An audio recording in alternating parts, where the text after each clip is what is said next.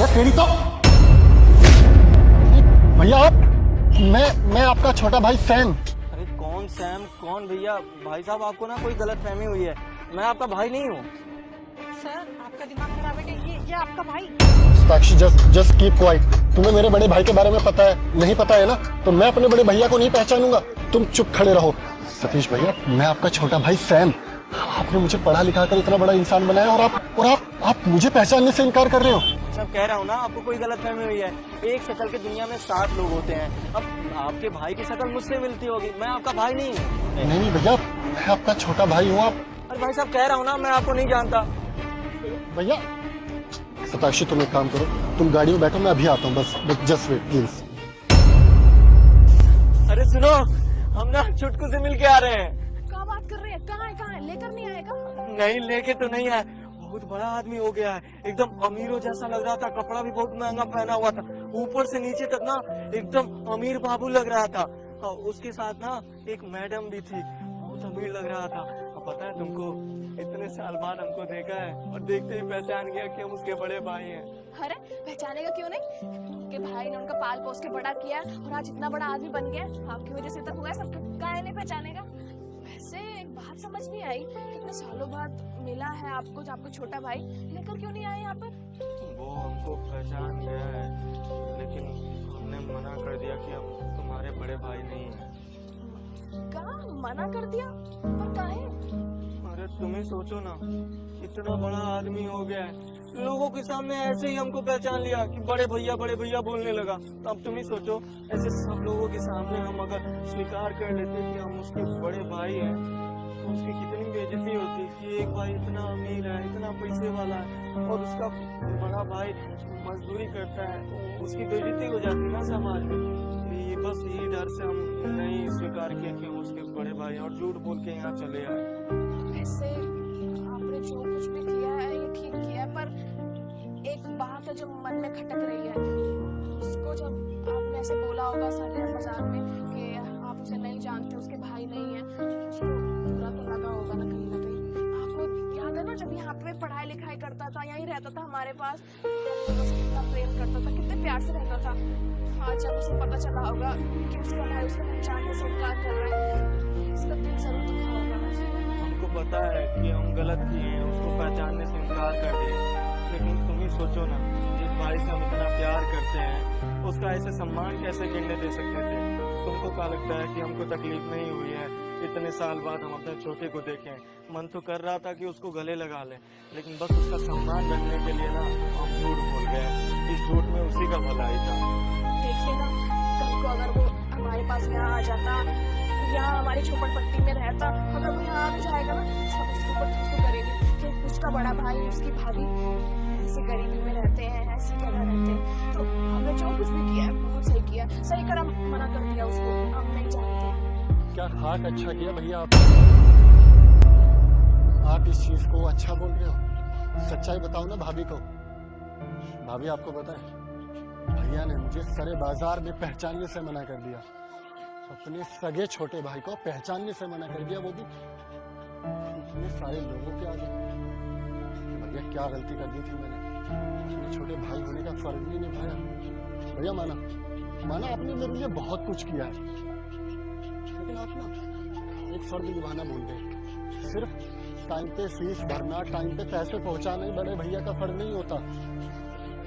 किस तरह रह रहा था, माँ बाप तो बचपन में ही चले गए, लेकिन मैं वहाँ पे बोर्डिंग स्कूल में किस तरह रहता था, मुझे आपकी कितनी याद आती थी। कम से कम एक फोन तो कर दिया होता मुझे। जैसे मेरी ग्रेजुएशन कंप्लीट हुई ना भाभी, मैं सबसे पहले गाँव गया। गाँव जाकर मैंने घर में जाके देखा तो वहाँ पे कोई और रह रहा था, और उन्होंने बोला कि आपके सतीश भैया तो घर बेच के चले गए। क्या जरूरत थी आपको घर बेचने की? अरे ऐसी तो क्या मजबूरी आ गई थी कि आप ऐसी जगह रह गए जहाँ कोई जानवर भी नहीं रहता।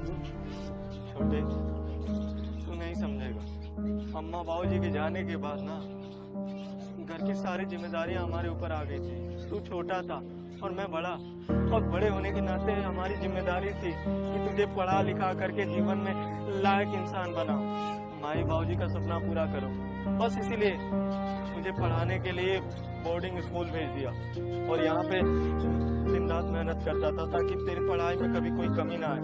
और बोर्डिंग स्कूल इसलिए भेजा क्योंकि हमने सुना था कि बोर्डिंग स्कूल जाकर के बच्चे बदल जाते हैं, वो वहीं के रह जाते हैं। तो हम भी यही चाहते थे कि हमारा छोटा ना लौट के इस गरीबी में ना आए, वो अपना जीवन अच्छे से जिए और उसके अच्छे भविष्य के लिए हमें जो भी करना होगा हम वो करने के लिए तैयार हैं। और सच बताएं, इतने साल बाद जब तू मिला ना, मन तो कर रहा था तुझे गले लगा ले, लेकिन बस वही तेरी इज्जत कम ना हो जाए लोगों में, इसी डर से ना चुप हो गए। इसके लिए हम माफी चाहते हैं। कैसी इज्जत की बात कर रहे हो? जिस भाई ने अपने छोटे भाई को पढ़ा लिखा कर इतना बड़ा इंसान बना दिया हो, मैं उसको अपना भाई एक्सेप्ट करने के लिए शर्मिंदगी महसूस करूंगा? सीरियसली आपको ऐसा लगता हूँ मैं? आपको अपनी परवरिश पे भरोसा ही नहीं था। भैया मैं आपको पूरी दुनिया के आगे एक्सेप्ट कर सकता हूँ और प्राउडली बोल सकता हूँ कि मेरे पास ऐसा बड़ा भाई है। भैया आपने ना जितने दुखों के दिन काटने थे काट लिए, वो आपका भाई ना कामयाब इंसान बच चुका है और आपके जो सपने थे ना वो सबके सब मैंने पूरे कर लिए और मेरे पास आज खुद की एक बड़ी कंपनी है, खुद का बड़ा घर है। लेकिन उस घर में कमी खलती है तो सिर्फ और सिर्फ आप दोनों की।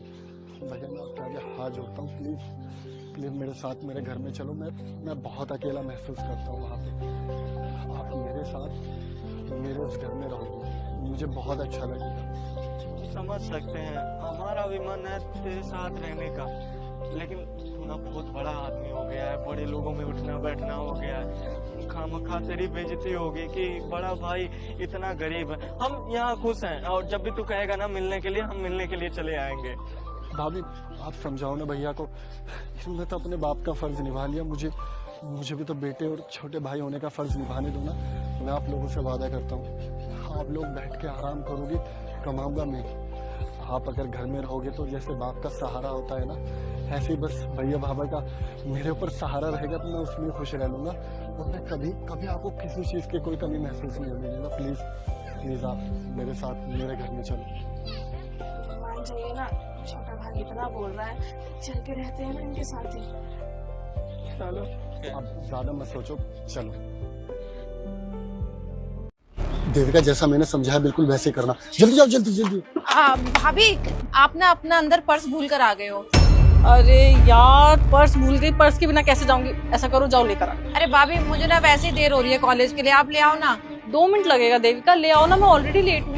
भाभी मेरे पास 1 मिनट भी नहीं है, आप जाके खुद ले आओ अपना पर्स। अरे यार जा रही हूँ। अरे वाह, तुमने बिल्कुल वैसे किया जैसा मैंने समझाया था। तू जा कॉलेज में, तुझे पेटीएम करता हूँ। ओके आज पता चलेगा मेरी बीवी हर हफ्ते गाड़ी लेकर कहाँ जाती है। इस पर्स के चक्कर में भी ना लेट हो गई आज।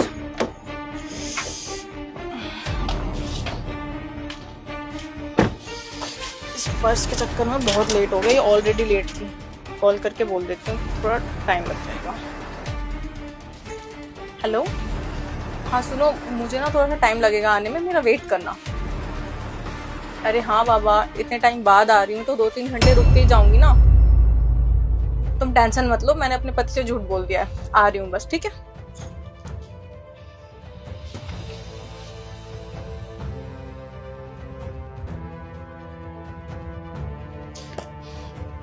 ये ले भाई, पूरे 2 लाख रुपए हैं पापा के इलाज के लिए, और चाहिए होगा तो मुझे बताइए, ठीक है। दीदी इतने सारे पैसे आपके पास कहाँ से आए? आप जीजा जी से लेके आए हैं या उनसे चोरी छुपे ये पैसे दे रही हैं आप मुझे? तुझे तो अच्छे से पता है ना कि तेरे जीजा जी तुझे पसंद नहीं करते। अगर मैं उन्हें बता के लाती ये पैसे तो शायद इतने पैसे नहीं ला पाती, इसलिए अभी तो छुपा के लाई हूँ, बाद में बता दूंगी। नहीं दीदी, ये पैसे मैं आपसे नहीं ले सकता। आप ही सोचो ना, जीजा जी वैसे ही मुझसे नाराज रहते हैं। अगर उनको पता चल गया कि उनके चोरी छुपे ये पैसे मैं आपसे ले रहा हूँ ना, तो पता नहीं क्या सोचेंगे मेरे बारे में। मैं ये पैसे नहीं ले सकता। और रही बात पापा के इलाज की, तो मैं कोशिश कर रहा हूँ, बहुत लोगों से मांगा हूँ कर्जा, हो जाएगा, जुगाड़ हो जाएगा। अच्छा जी, तू इंतजाम कर लेगा? और कहाँ से कर लेगा इंतजाम? अभी तेरी पढ़ने लिखने की उम्र है, कभी तूने काम भी किया है बाहर जाके? चल मान लिया मैंने कि तेरे दोस्तों ने तुझे उधार दे भी दिया, तो उन्हें लौटाएगा कैसे? कभी काम किया है? नहीं ना। और अभी पापा की इतनी अच्छी हालत नहीं है, कि वो इतनी जल्दी ठीक हो जाएंगे, इतनी जल्दी काम कर लेंगे और सबका उधार वापस कर देंगे। और वैसे भी मेरे भी पापा हैं, मेरा भी तो कुछ कर्तव्य बनता है ना उनके लिए। तू रख, बोला ना रख।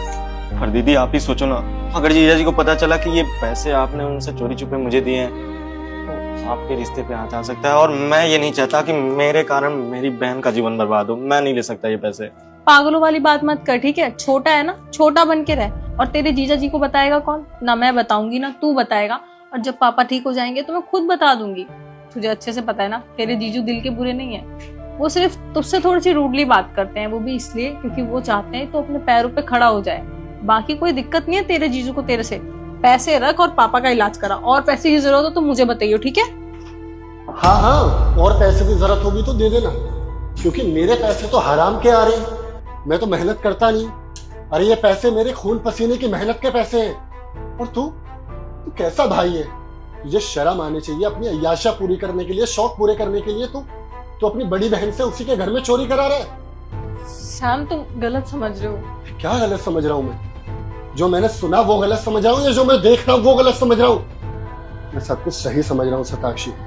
और जो तुमने किया ना वो बिल्कुल सही नहीं किया। तुमने ससुराल में चोरी करके तुमने बहुत बड़ी गलती की है और तुमने मेरे विश्वास को तोड़ा है, जो भरोसा मैं अब कभी तुम पे दोबारा नहीं कर सकता। और तू कैसे अब सर झुकाए खड़ा है? इधर देख, क्या सोचा था तूने? मैं तो अपनी बहन से चोरी कराता रहेगा, अपने शौक पूरे करता रहेगा और मुझे कभी पता नहीं चलेगा? तो चोर की चोरी एक ना एक दिन पकड़ी जाती है। तुझे डूब के मर जाना चाहिए। 1000 बार बोला मैंने, कोई काम कर ले, मेहनत कर ले और 2 पैसे कमा ले। तो आज ये दिन नहीं देखना पड़ता तुझे। सैम बस बहुत हो गया, मेरी सुन तो लो कि मैं क्या बोलना चाह रही हूँ। हाँ, कोई खुद सा रीजन दे दोगे? झूठी बोलोगे? बोलो, क्या रीजन है तुम्हारे पास? क्यों दिए थे इस बेवकूफ का पैसे तुमने? क्योंकि मेरे पापा की तबीयत बहुत ज्यादा सीरियस है, ऑपरेशन होना है उनका और 5 लाख का खर्चा बताया है। और तुम्हें अच्छे से पता है कि अभी मेरा भाई पढ़ाई करता है, कमाता नहीं है, वो कहाँ से लाएगा इतने पैसे? और पापा की सेविंग्स ऑलरेडी खर्च हो चुकी है। बची मैं, क्या वो मेरे पापा नहीं है? और मैं अपने पापा की हेल्प नहीं कर सकती? तो अगर तुम्हारे पापा परेशानी में थे या वो बीमार थे तो मुझसे बताना जरूरी नहीं समझा तुमने? इस तरह चोरी चुपके से अपने भाई को पैसे देने की क्या जरूरत थी? तुम्हारी फैमिली क्या मेरी फैमिली नहीं है? तुम्हारे पापा बीमार है यार, वो मेरे पापा जैसे भी हैं। मैं तुम्हारी एक बार में मदद कर देता, लेकिन मुझसे छुप के, मुझे बिना बताए तुम ये सब कर रहे हो तो मेरे दिल पे क्या बीती? और तुम मुझे इतना गलत इंसान समझते हो कि मैं तुम्हारी मुसीबत में भी काम नहीं आऊंगा? यही तो तुम्हारे वर्ड्स होते हैं हमेशा कि तुम्हारा भाई नल्ला है, तुम्हारा भाई कुछ नहीं करता है, अकेला है, फिर भी कुछ नहीं करता, माँ बाप का ध्यान नहीं रख सकता। मुझे पता था अगर मैं तुम्हें बता के लाती तो तुम यही बोलते कि तुम्हारा भाई किस काम का है, 10 बातें और सुनाते। इसलिए मैंने तुम्हें बताया ही नहीं, क्योंकि मुझे अपने पापा की ज्यादा पड़ी थी। और मुझे एक बात बताओ, क्या तुम्हारे पैसों पे मेरा कोई हक नहीं बनता? साक्षी, मैं तुम्हारे भाई को इसलिए सुनाता हूँ क्योंकि मैं चाहता हूँ कि ये कामयाब हो जाए, ये 2 पैसे कमा ले। तुम कह रहे हो ये पढ़ाई करने जाता है। मैंने न जाने कितनी बार इसको कॉलेज के बाहर लड़कों के साथ हैंग आउट करते हुए देखा है। ये बातें मैं तुमसे नहीं बताता क्योंकि तुम सोचोगे कि मैं तुम्हारे भाई से जलता हूँ। नहीं, मैं इसको अपना छोटा भाई समझता हूँ। कल के दिन 2 पैसे कमाएगा तो अपने ही परिवार के काम आएंगे। और आज तुम्हें ये सब नहीं करना पड़ता। अगर ये गधा कमा रहा होता। खैर, मेरे लिए पैसा मैटर नहीं करता, मेरे लिए तुम मैटर करते हो शताक्षी, तुम। और तुम्हारी खुशी के लिए, तुम्हारे लिए मैं कुछ भी कर सकता हूँ। मुझे सिर्फ इस बात का अफसोस है कि तुमने मुझे इस काबिल भी नहीं समझा कि तुम मुझसे अपनी पर्सनल प्रॉब्लम तक शेयर कर सको। दीदी, मुझे लगता है जीजा जी बिल्कुल सही कह रहे हैं। आप अगर अपनी लाइफ में कोई डिसीजन ले रही हैं तो उनमें जीजा जी की सहमति बिल्कुल होनी चाहिए। और मुझे लगता है कि यहाँ आपने गलत किया है, इवन हम दोनों ने गलत किया है। तो I think we should say sorry to him. Sorry जीजा जी। सैम सॉरी, मैंने सोचा था कि तुम्हें बता दूं, लेकिन फिर मुझे लगा कि तुम गुस्सा करोगे इसलिए नहीं बताया। बट पापा के ठीक होते ही मैं तुम्हें सब कुछ सच सच बताने वाली थी। तुम्हें पता है अभी ये कुछ भी नहीं करता है और कर लेगा ना बाद में। अभी मैं इससे क्या बोलूं? अच्छा सुनो, फिर पापा को देखने चलें? हाँ चलो।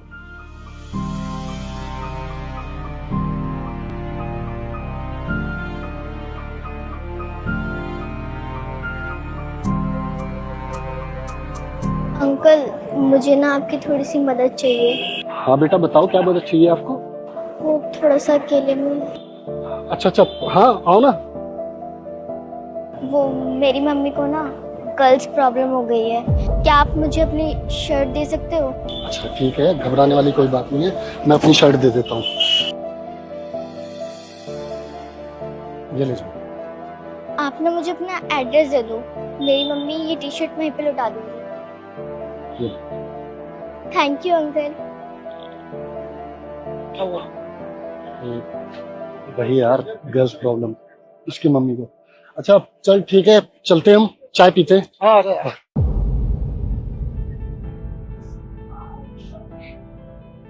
अरे अंकल आप यहाँ? अरे छोटी तू, और बता कैसी है? बैठ, समोसे खा। मैं तो रोज ही खाती हूँ, रोटी खाते हो मतलब? क्योंकि ये रेस्टोरेंट मेरी मम्मी का ही है। क्या सही में? हाँ, मैं अपनी मम्मी को बुला के लाती हूँ। मम्मी, यही है वो अंकल जिन्होंने हमारी उस दिन मदद करी थी। अच्छा आप ही थे वो? Thank you so much. और वो शर्ट ना मैंने ड्राई क्लीन के लिए दी है, जैसे ही ड्राई क्लीन होकर आ जाती है मैं आपको भिजवा दूंगी। इट्स ओके, आप कल भिजवा देना। चलिए। और सच में अगर उस दिन आपने मेरी मदद नहीं की होती ना तो पता नहीं मेरे साथ क्या ही होता, और मेरे साथ कोई था भी नहीं इसके अलावा। मैं तो बहुत ही ऑकवर्ड फील कर रही थी उस टाइम। देखो वो तो हमारा फर्ज था, और वैसे भी मैं इस चीज को समझ सकता हूँ, ये हादसा किसी के साथ भी हो सकता है। Thank you. और समोसे कैसे लगे? और कुछ चाहिए तो मैं लगवा देती हूँ। अरे नहीं, हम तो बस दोस्त ऐसे ही चिल करने के लिए बैठे हुए थे। कुछ और भी खा के जाइए ना, मुझे अच्छा लगेगा। और आज आप जो कुछ भी खाओगे ना मेरी तरफ से आपके लिए बिल्कुल फ्री। नहीं, फ्री की कोई जरूरत नहीं है, हम बिल दे देंगे। बट मुझे भी तो थैंक यू बोलने का मौका मिलना चाहिए था ना। उस दिन मैं बोल नहीं पाई थी क्योंकि मुझे प्रॉब्लम थी, लेकिन आज तो बोल सकती हूँ ना। प्लीज कुछ और ले लीजिए। आप 3 लस्सी कर दीजिए, लस्सी ट्राई करते हैं। ठीक है, मैं अभी लगवाती हूँ। आओ आओ।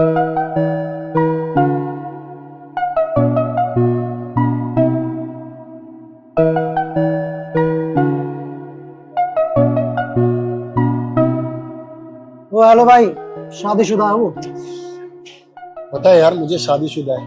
मुझे पता है सूरज, मेरी ना साली किस्मत ही खराब है। मतलब जो लड़की मुझे पसंद आती है ना, ये तो उसका ऑलरेडी बॉयफ्रेंड होता है, ये वो शादीशुदा निकलती है। लेकिन देखना यार एक बार, कितनी मासूम है, इंडिपेंडेंट है और कितनी खूबसूरत है। और देखो आज के जमाने में जो लड़कियां ढूंढती है मुर्गा कि बॉयफ्रेंड अमीर हो, हस्बैंड अमीर हो, ऐसे जमाने में अपनी बच्ची का हाथ पकड़कर आगे जमाने का सामना कर रही है और पैसा कमा रही है। देख मैं शादी करूंगा ना, ऐसी ही लड़की से करूंगा। वैसे लस्सी ना काफी टेस्टी थी। अच्छा कितने पैसे हुए? सर प्लीज आप मुझे शर्मिंदा महसूस मत कराइए। मैंने बोला ना आज की ट्रीट मेरी तरफ से आपके लिए, तो पैसे देने की कोई जरूरत नहीं है, प्लीज। अच्छा ठीक है, बुरा ना मानो तो एक बात पूछूं? हाँ जी पूछिए ना। आप इतनी छोटी बच्ची से काम क्यों कराते हो? ये पढ़ती नहीं क्या? नहीं मैं उससे काम नहीं कराती, वो स्कूल जाती है ना। वो एक्चुअली क्या आज संडे है ना, तो घर पे कोई ध्यान देने वाला नहीं है, तो वो मेरे पास ही आ जाती है। ध्यान देने वाला नहीं है मतलब आपके परिवार में कोई और नहीं है? हस्बैंड, सास ससुर? वो मेरे हस्बैंड की डेथ 4 साल पहले एक कार एक्सीडेंट में हो गई थी। उसके बाद से मैं और मेरी बच्ची अकेले ही रहते हैं, तो बस इसका ध्यान मैं ही रखती हूँ। तो जब ये फ्री होती है घर पे तो मेरे पास ही आ जाती है। सॉरी, एक्चुअली मुझे इस बारे में पता नहीं। ठीक है मैं चलता हूँ, अपना और अपनी बच्ची का ख्याल रखना।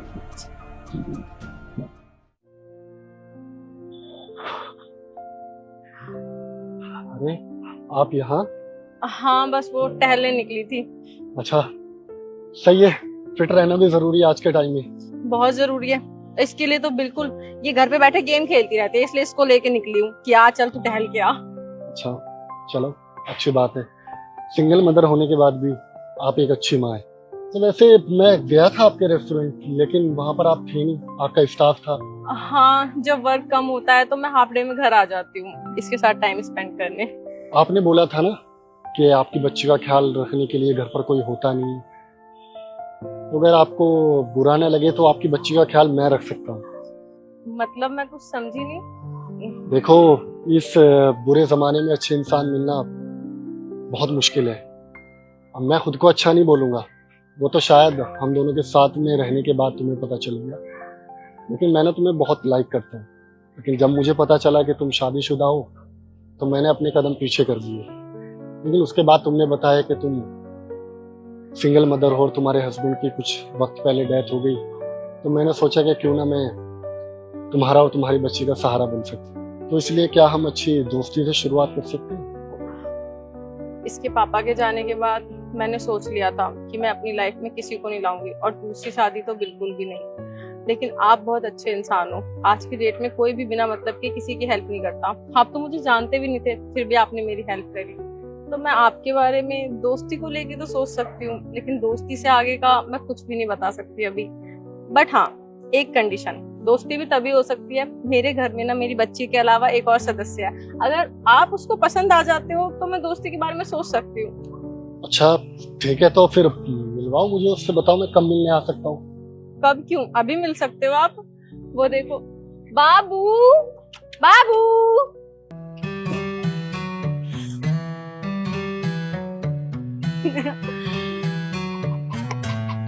न्यू फ्रेंड पसंद आया? अब तो हमारी दोस्ती पक्की। आपका ये प्यारा सदस्य झट से मेरी गोद में आ गया। हाँ तो चले वॉक करें। हाँ बिल्कुल। सतीश मेरे दोस्त। सैम मेरे दोस्त, मेरा भाई। अरे मेरे भाई, इतने सालों बाद अचानक यहाँ हमारे घर पे कैसे भाई? अरे भाई तू कैसा है और कहाँ गायब हो गया था? मैंने तुझे कहाँ नहीं ढूंढा और वहां से घर भी चेंज कर दिया, और हम दोनों ने तुझे इतने कॉल किए, तेरा नंबर भी नहीं लग रहा। कहाँ गायब हो गया था तू? ये लोग कौन है और इतनी बड़ी गाड़ी? ये सतीश जी को कैसे जानते हैं? सैम, ये सतीश है? हाँ। अरे शताक्षी, तुम मुझे नहीं पहचान रही हो? अरे तुम लोगों के साथ कॉलेज में पढ़ता था सतीश। मेरे नोट्स कॉपी करती थी और आज मुझे पहचान नहीं रही हो? अब पहचानोगे भी कैसे? देखो ना इस पागल ने अपना हुलिया कैसा बनाया हुआ है। अरे ये सब छोड़ना, रुक मैं तुझे किसी से मिलवाता हूँ। सुनो इधर आओ। ये देखो, ये तुम्हारी भाभी, हमारी मेहरारू। पैर मत छुओ, ठीक है? इससे ये तुम्हारी पत्नी। तुमने शादी कब कर ली सैम? इसने शादी कर ली? सही कहा शताक्षी, ये मैं क्या सुन रहा हूँ? तूने शादी कर ली और तूने हमें बताया तक नहीं? भाई बस कुछ मजबूरी थी। नहीं, कोई मजबूरी नहीं थी सतीश। ऐसी भी क्या मजबूरी कि तू अपनी लाइफ का इतना बड़ा डिसीजन ले लिया और एक बार हमें इन्फॉर्म तक नहीं किया। अरे भाई एक मैसेज ही कर देता और भूल गया वो दिन।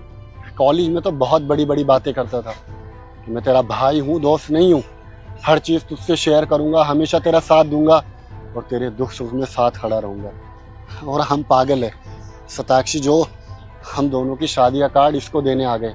पकड़, आ जाना हमारी शादी में। तूने तो हमें बुलाया नहीं, लेकिन हम तेरे जैसे नहीं है। तुझे पता है अब हम दोनों कहाँ रहते हैं? गुड़गांव रहते हैं। गुड़गांव से यूपी आने में पता है कितना टाइम लगता है? 2 से ढाई घंटा। इतनी गर्मी में 2-2.5 घंटा ट्रैवल करके तुझे सिर्फ कार्ड देने आए। 3 सालों में हम अपनी दोस्ती नहीं भूले, और तू शादी करके बैठ गया और एक बार हमें पूछा तक नहीं। सैम, मैं तो कह रही हूँ ना, हमें इसे अब कार्ड देना ही नहीं चाहिए, हमें इसे शादी में बुलाना ही नहीं चाहिए। इसने तो बुलाया नहीं शादी में, हम फालतू में दोस्ती निभाते निभाते इतनी दूर आ गए, इसने तो हमें पराया कर दिया। नहीं शताक्षी, देखो ऐसी कोई बात नहीं है, दोस्त कभी नहीं बदलते। बस परिस्थितियां कुछ ऐसी होती है ना कि इंसान से कुछ ऐसा करा जाती है कि इंसान ना चाहते हुए भी वो कर देता है। और ये सब बातें छोड़ो ना तुम दोनों, मुझे तो बहुत खुशी हो रही है तुम दोनों को देख करके। अरे कॉलेज टाइम से तुम दोनों एक दूसरे को पसंद करते हो और आज तुम दोनों शादी करने जा रहे हो, इससे खुशी की बात क्या हो सकती है? और ऐसे मौके पे ये सारी बातें लेके बैठ गए तुम दोनों। हाँ तो तेरे लिए खुशी की बात है तो हमारे लिए भी तो खुशी की बात होती ना, अगर तू हमें शादी में बुलाता। अरे सतीश, हमें फर्क नहीं पड़ता भाई कि तू बड़ी शादी करता या छोटी शादी करता। अगर तू सिर्फ दूल्हा दुल्हन या पंडित जी के साथ हम दोनों को भी बुला लेता ना, तो हम उसमें भी खुश हो जाते। यार मैं तेरा दोस्त हूँ और मैंने कभी तुझे लाइफ में पैसों से जज नहीं किया, हमेशा तुझे अपना बड़ा भाई समझा है। मैं बताती हूँ, बात ऐसी है कि मेरे पापा अस्पताल में भर्ती थे और उनकी आखिरी इच्छा ये थी कि उनके जाने से पहले मेरी इनके साथ शादी हो जाए। आप तो जानते ही हो ना, हर माँ बाप ये चाहते हैं कि उनकी बच्ची की शादी उनकी आंखों के आगे हो जाए। इस वजह से हमने बहुत जल्दी में शादी की। लेकिन ना ये खुश नहीं थे, इसलिए नहीं कि इनकी शादी हो रही थी, ये इसलिए दुखी थे कि ये आपको और आपको नहीं बुला पाए। इसमें इनकी कोई गलती भी नहीं है। ये बिल्कुल सही कह रही है, बस मैं तुम दोनों को ये सारी बातें बताना नहीं चाहता था। देखो यार, तुम दोनों मेरे मेरे दोस्त हो, जिगरी यार हो।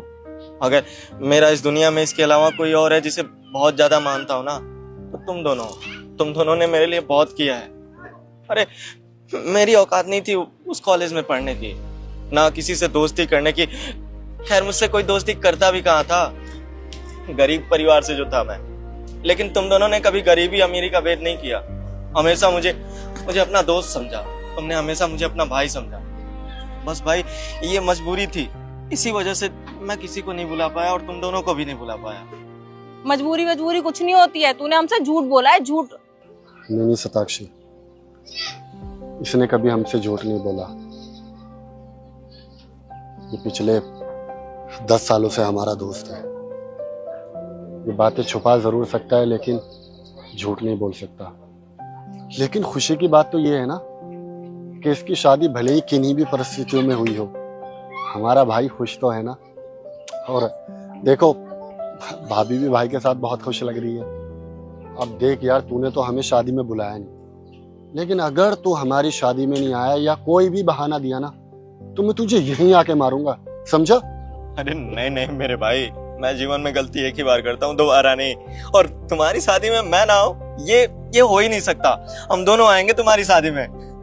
सैम हम चलते हैं। बैठो तो पानी वानी पी के जाना। नहीं यार, और जगह भी हमें कार्ड देने हैं। आएंगे, शादी के बाद आएंगे।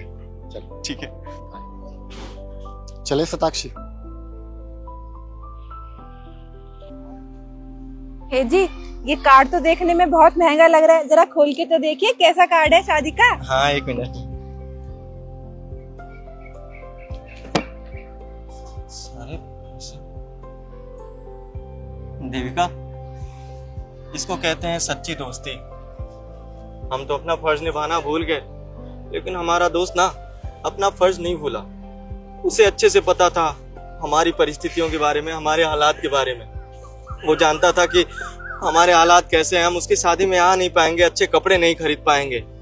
इसलिए ये बिना बताए पैसे रख गया ताकि हम उसकी शादी में सम्मिलित हो सके और हमें कोई अजीब निगाहों से देखे भी नहीं।